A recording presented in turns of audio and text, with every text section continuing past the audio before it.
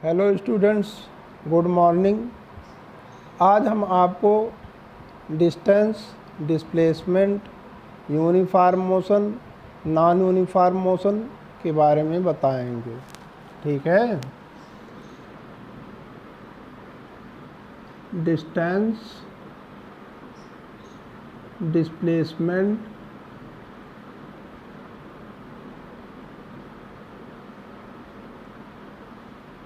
Uniform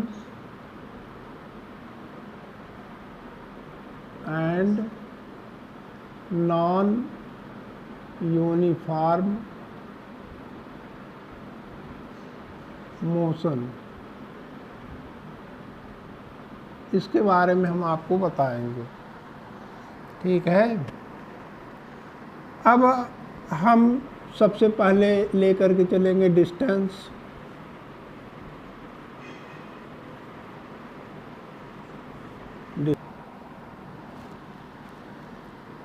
distance के बारे में बताएंगे। देखिए, अगर कोई बॉडी जहाँ से मोशन करती है उस पॉइंट को हम लोग इनिशियल पोजीशन ऑफ मोशन करते हैं। मान लीजिए कोई ऑब्जेक्ट यहाँ से मोशन कर रही है तो ये इनिशियल पोजीशन ऑफ मोशन हो गया, और वो मोशन करते करते कहीं न कहीं जा कर के अपना मोशन समाप्त करती है, यानी कहीं न कहीं पर जा कर के रुकती है। मान लीजिए वो ये जगह है, यहाँ पर रुक रही है, तो इसको हम लोग कह सकते हैं final position of motion. Motion का ये फाइनल पोजीशन हम लोग कह सकते हैं। अब ये इनिशियल पोजीशन है जहाँ से मोशन शुरुआत होना है, ये फाइनल पोजीशन है जहाँ पर मोशन खत्म होना, बंद होना, रुकना है।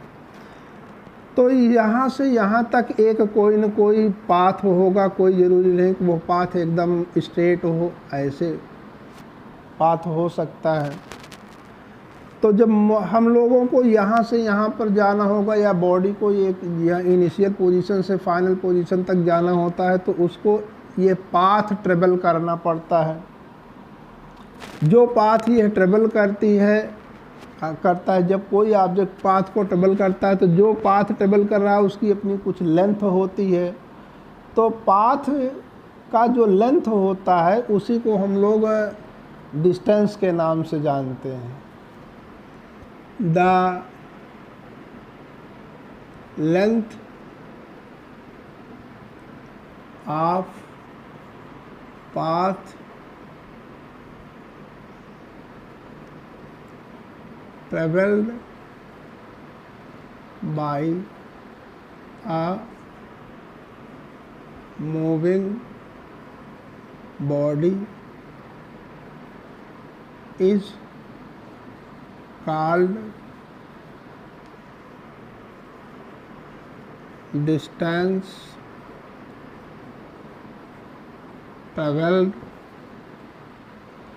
by it।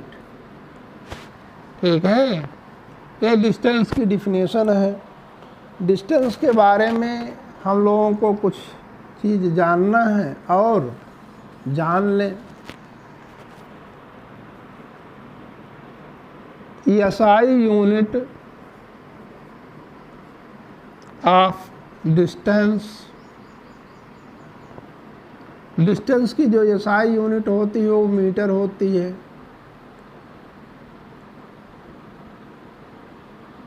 मीटर जिसको हम लोग m से डिनोट करते हैं।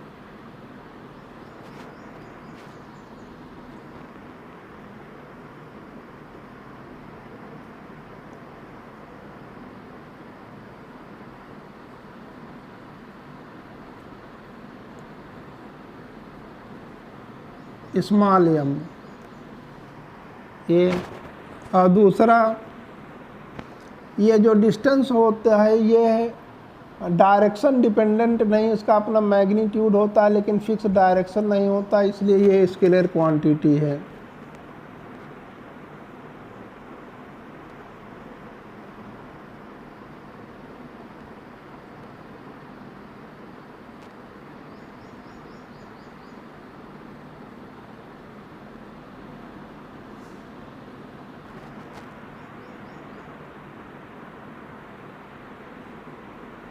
because it has magnitude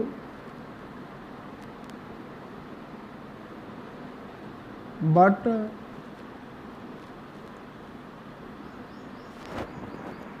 not a fixed direction. ये भी हम लोग कह सकते हैं कि डायरेक्शन चेंज करने से डिस्टेंस का मैग्नीट्यूड चेंज नहीं होता है। On changing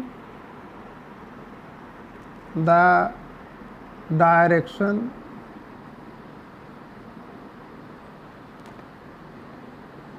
the magnitude of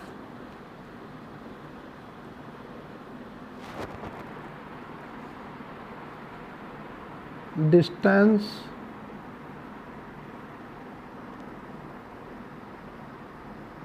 does not change।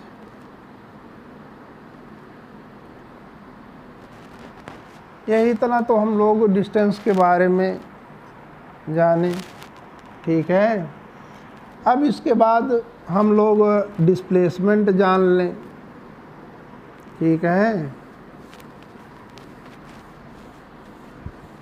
Distance में एक पॉइंट और ये अगर जानना है तो जानिए। तो अगर कोई बॉडी ट्रेवल कर रही है, मोशन कर रही है, तो उसके द्वारा ट्रेवल्ड डिस्टेंस की वैल्यू 0 या नेगेटिव कभी नहीं होती है, ठीक है। ये हम डिफरेंस में आपको बता देंगे, लेकिन आप जानते रहिए, लिखे तो नहीं हैं लेकिन बता दे रहे हैं कि for a moving body the value of distance never be 0 और नेगेटिव, ठीक है। इसको जानते रहिए। डिस्टेंस के बाद आपको बताएंगे हम displacement.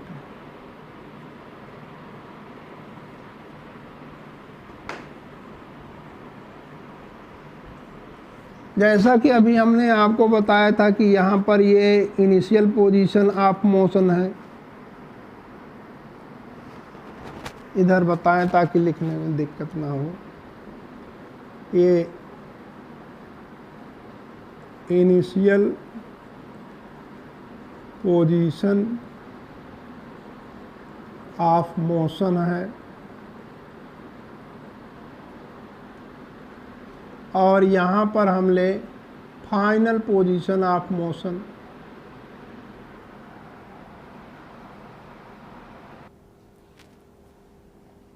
Final position of motion, यहाँ से यहाँ तक का हमने आपको बताया कि कोई न कोई मान लीजिए पाथ है।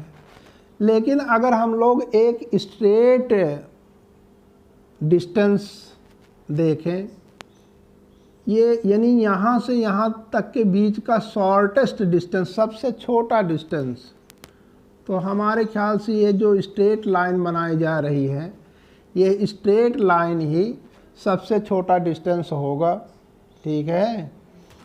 इसको हम लोग कह सकते हैं शॉर्टेस्ट डिस्टेंस। अब देखिए यहाँ से यहाँ तक के बीच यानी इनिशियल पोजीशन ऑफ मोशन से फाइनल पोजीशन ऑफ मोशन के बीच में यहाँ से यहाँ तक ये स्ट्रेट लाइन हो गई, ये शॉर्टेस्ट डिस्टेंस हो गई। और यहाँ से यहाँ तक पहुँचने के लिए आपको एक डिफिनिट डायरेक्शन भी यहाँ पर होगा, ठीक है। तो ये जो शॉर्टेस्ट डिस्टेंस है, इसी शॉर्टेस्ट डिस्टेंस को हम लोग डिस्प्लेसमेंट के नाम से जानते हैं। इसको हम लोग लिख सकते हैं the shortest distance between initial and final position of motion is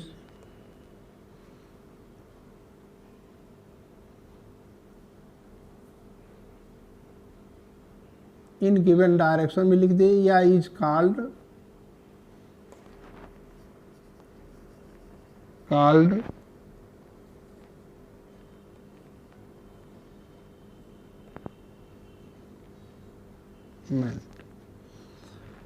ठीक है। The shortest distance between initial and final position is called displacement. अगर इसमें कहीं सुधार करने की अगर आवश्यकता होगी तो यही होगा कि the shortest distance between initial and final position of motion in given direction. यहाँ पर हम लोग चाहें तो ये लिख सकते हैं इन गिवन डायरेक्शन।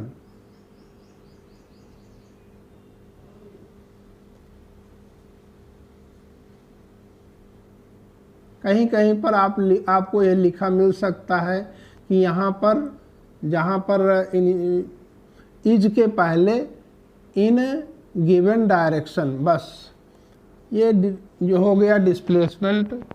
ठीक है, अब डिस्प्लेसमेंट के बारे में कुछ चीज़ें हम लोगों को जानना चाहिए।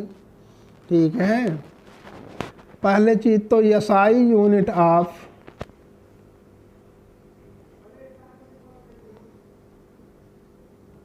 Displacement is metre. इसको भी हम लोग एम से ही डिनोट करते हैं। दूसरा point, displacement is a vector quantity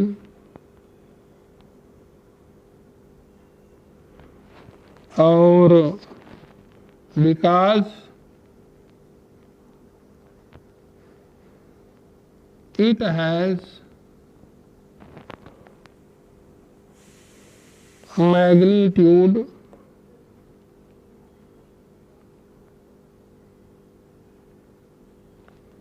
and direction. It has both magnitude and direction. और ये भी हम कर सकते हैं ऑन चेंजिंग द डायरेक्शन। अगर हम लोग डायरेक्शन चेंज करेंगे तो डिस्प्लेसमेंट चेंज होता है।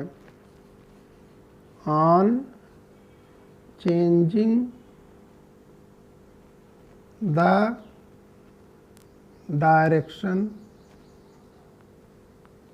The magnitude of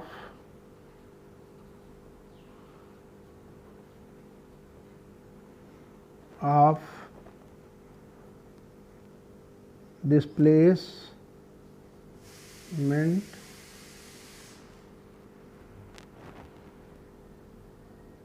is changed। ठीक है, इसके अलावा और हमको कुछ और एक दो पॉइंट जो उसमें छोड़े थे। ठीक है, डिस्प्लेसमेंट, देखिए डिस्प्लेसमेंट वेक्टर क्वांटिटी है, इसलिए इसकी वैल्यू हम लोग जीरो या और नेगेटिव में ले सकते हैं। होता है displacement of a moving body. यहाँ मूविंग बॉडी की बात की जा रही है। कैन बी जीरो और negative.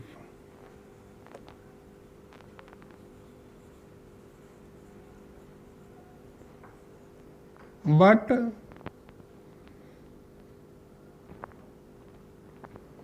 the displacement, but the distance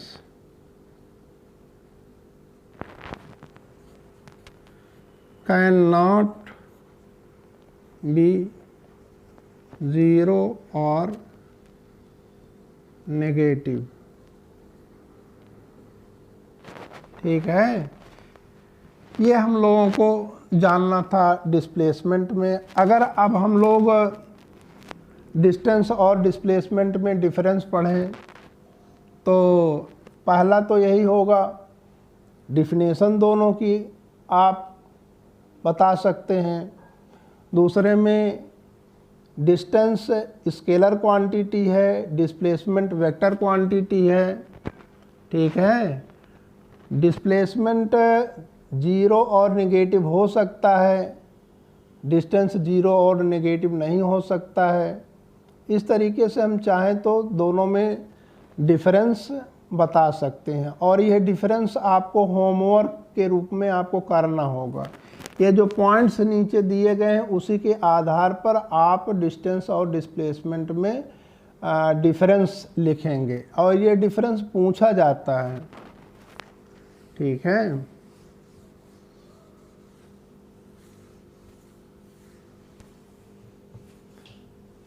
अब एक कुछ चीज़ें हम लोगों को और ये जाननी चाहिए कि किस केस में कब डिस्प्लेसमेंट की वैल्यू ज़ीरो होती है, और क्या कोई ऐसा कंडीशन है जिसमें डिस्टेंस और डिस्प्लेसमेंट बराबर हो। ठीक है, क्या कभी डिस्प्लेसमेंट की वैल्यू डिस्टेंस से बड़ी हो सकती है कि नहीं। तो इनको जानते हैं सम इम्पॉर्टेंट पॉइंट्स में।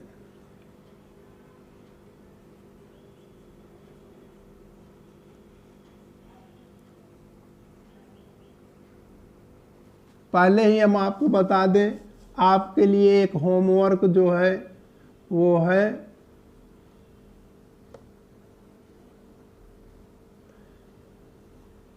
डिफरेंस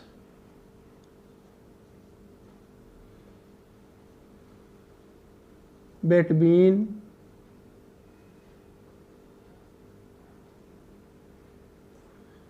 डिस्टेंस एंड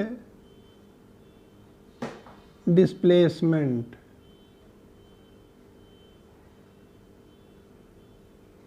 ये एडिशनल है, एडिशनल होमवर्क है।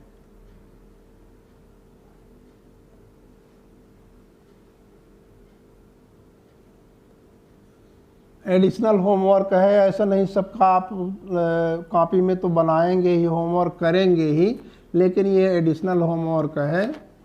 अब हम बताएंगे some important points about distance and displacement.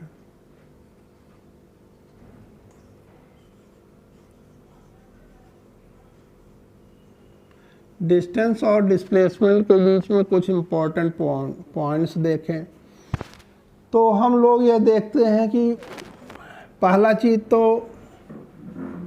यही है, displacement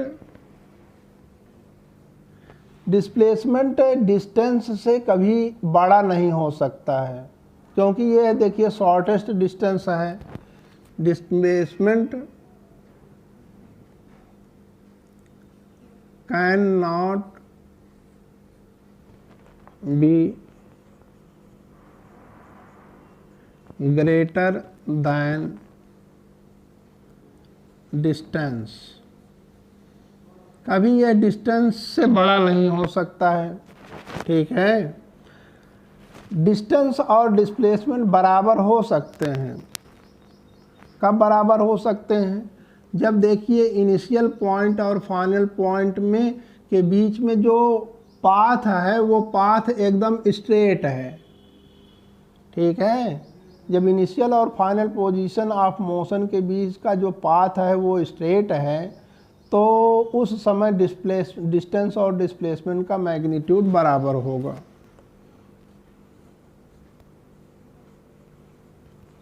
distance and displacement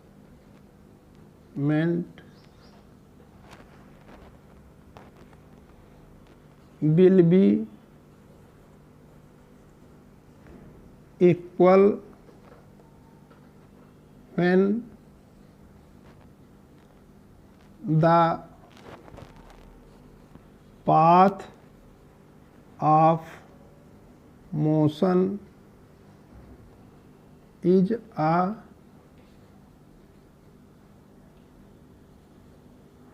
straight line।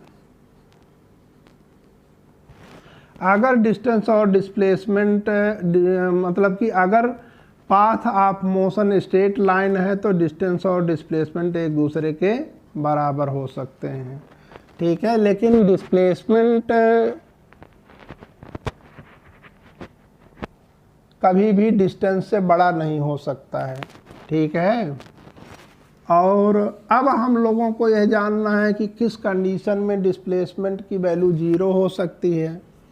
तो व्हेन, अगर मान लीजिए आप यहाँ से यहाँ गए और यहाँ से वापस आप यह फाइनल पोजीशन नहीं, यहाँ से आप वापस फिर यहीं पर आ गए, तो आपका यहीं पर इनिशियल पोजीशन भी हुआ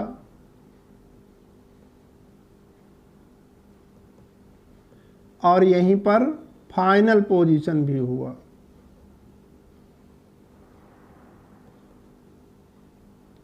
तो यहाँ पर हम लोग डिस्टेंस अगर कवर करेंगे तो जितना पाथ कवर किए तो टोटल जोड़ लेंगे, वो तो डिस्टेंस हो जाएगा। लेकिन जब इनिशियल और फाइनल पोजीशन सेम पॉइंट पर हैं तो यहाँ पर डिस्प्लेसमेंट की वैल्यू 0 हो जाएगी। When the initial and final position of motion are at same point, then displacement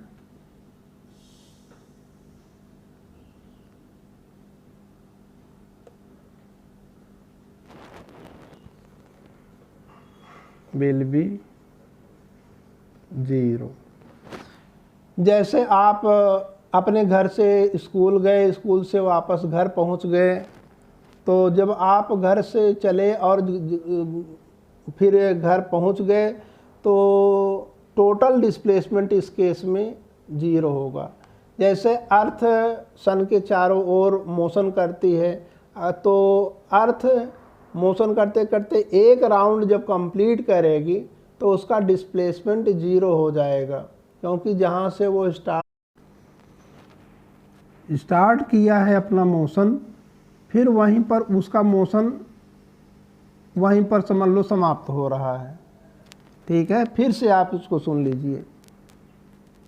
अर्थ अपना मोशन जहाँ से स्टार्ट किया है एक राउंड पूरा होने में, वहीं पर जहाँ से ये स्टार्ट किया है वहीं पर इसका फाइनल पोजीशन ऑफ मोशन भी हो जाएगा, ठीक है।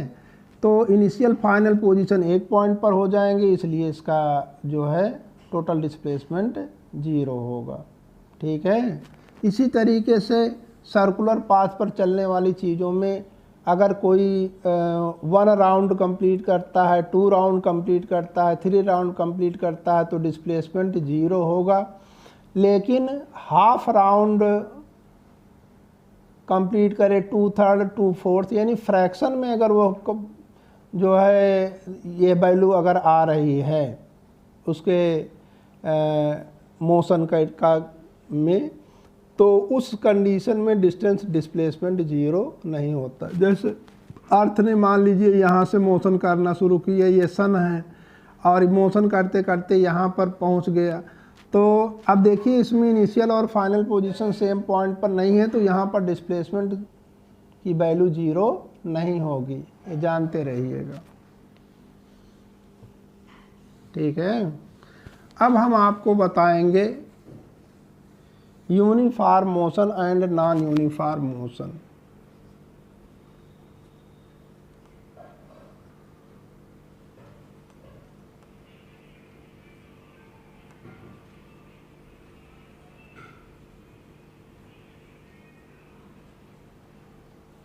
Uniform motion. अब देखिए अगर कोई ऑब्जेक्ट देखिए कि ये देखिए ये पाथ है मोशन का, ठीक है, इसको हम अलग अलग पॉइंट अलग अलग पार्ट में हम डिवाइड कर ले रहे हैं और ये पार्ट सब इक्वल है, तो हम इसको इक्वल डिस्टेंस माने। अब यहाँ का जो डिस्टेंस है, अगर ऑब्जेक्ट मोशन कर रही है तो जितना डिस्टेंस यहाँ पर मोशन कर रही है और जितने टाइम में कर रही है, अगर उतना ही डिस्टेंस उतने ही टाइम में यहाँ पर भी कर रही है तो उस समय उस ऑब्जेक्ट का मोशन कहा जाएगा यूनिफॉर्म मोशन। जब equal distance equal time interval में कंप्लीट कर रही है ऑब्जेक्ट, तब उसका मोशन यूनिफॉर्म मोशन कहा जाता है, ठीक है। When a moving body covers equal distances in equal intervals of time, then its motion is called uniform motion।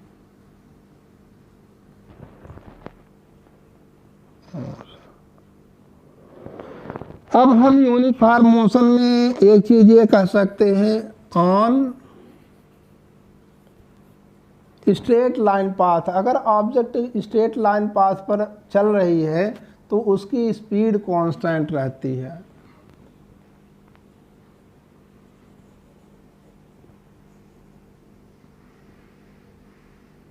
Path speed remains constant in uniform motion।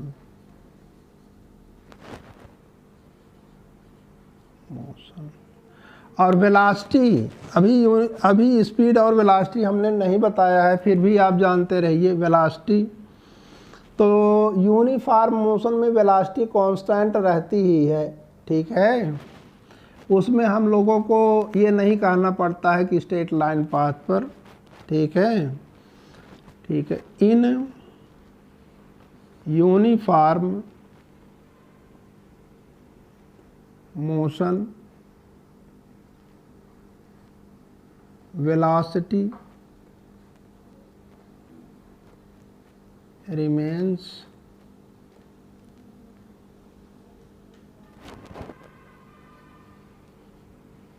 Constant, ये आप जानते रहिए, ठीक है। अब इसके बाद एग्जाम्पल आप देख सकते हैं। एग्जाम्पल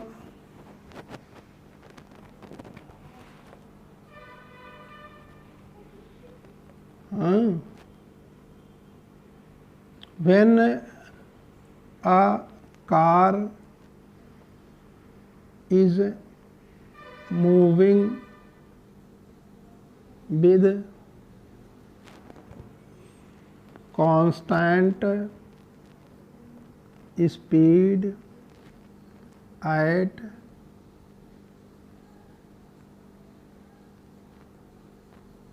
straight line road,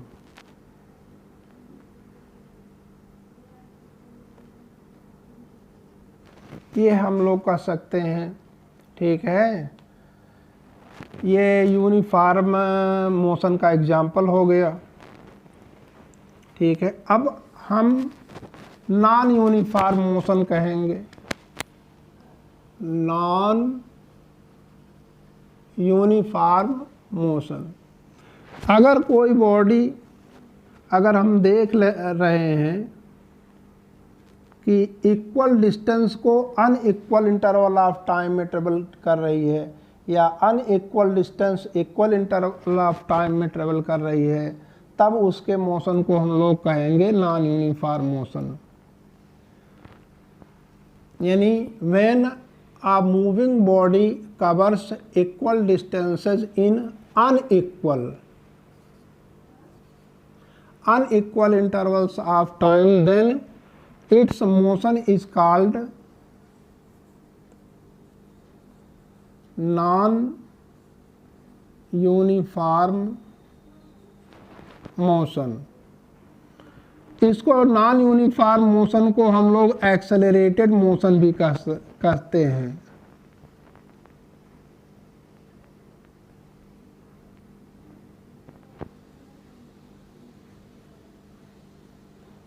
ठीक है।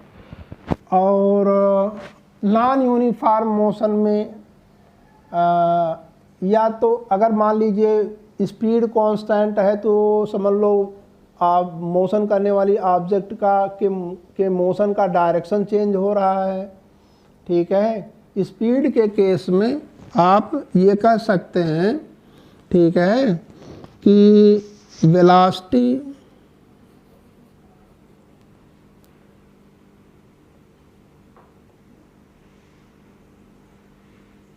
does not constant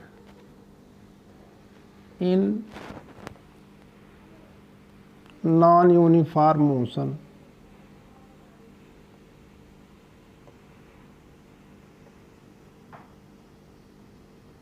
non uniform motion में वेलोसिटी कांस्टेंट कभी नहीं रहती है।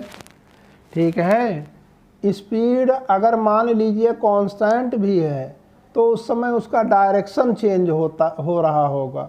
ठीक है, इसको हम आपको सर्कुलर मोशन में बताएंगे, यूनिफॉर्म सर्कुलर मोशन में हम आपको बताएंगे। ठीक है, ये तो uniform motion and non uniform motion हुआ। ठीक है, अब इसके आगे नेक्स्ट वीडियो में बताएंगे।